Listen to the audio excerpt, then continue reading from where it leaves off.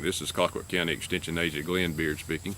Well, many of you would love to have a crop of cotton at this stage of the game like you see in back of me here, but the reality of it is that we've got a lot of cotton that has just emerged and is only 6 inches tall, and we've got a lot of cotton that's been planted for the third and fourth time that's anywhere from 6 inches to 24 inches in the field.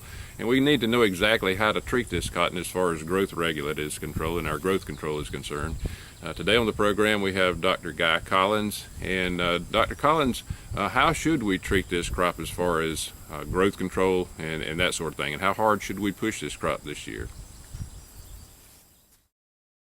We have particular fields that are entirely late maturing, or not necessarily late maturing, but later planted or late emerging.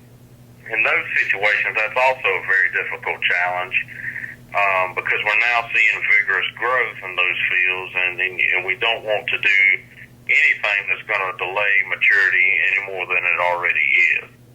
Now sometimes when we see rapid, vigorous growth and high temperatures like we've had here recently, that plant will start fruiting a little bit higher than normal, and we can have some fairly vigorous growth with the heat that we're having now in the presence of this moisture.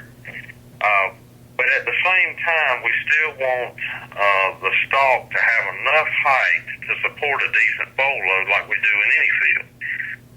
But really, at this point, for this later emerging crop, all flexibility is lost, essentially. So we cannot afford at all for it to get out of hand.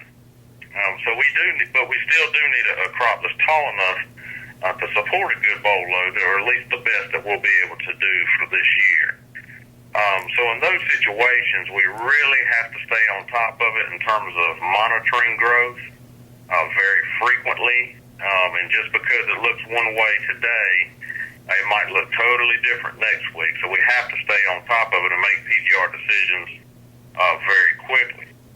Now, in irrigated fields, we probably may want to consider a pre-bloom application if it's not yet blooming, and to slow it down a little bit, only if vigorous growth is evident at the time and is likely in the future.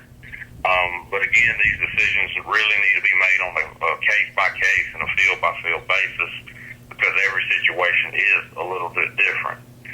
For some of these earlier maturing varieties that we have on the market now, we probably still, even though it's irrigated and late planting, we may want to avoid some of these pre-bloom applications. Again, this depends on the particular situation.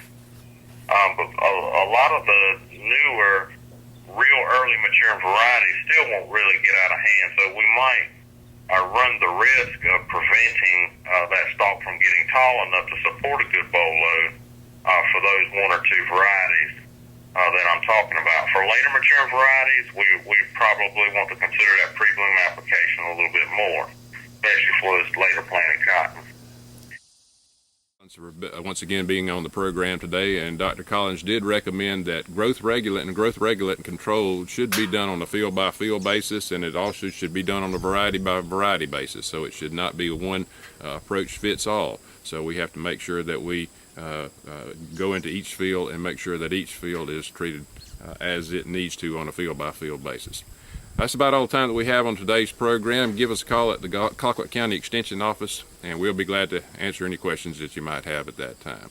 From the Colquitt County Extension Office, this is Colquitt County Extension Agent Glenn Beard, hoping you have a good day.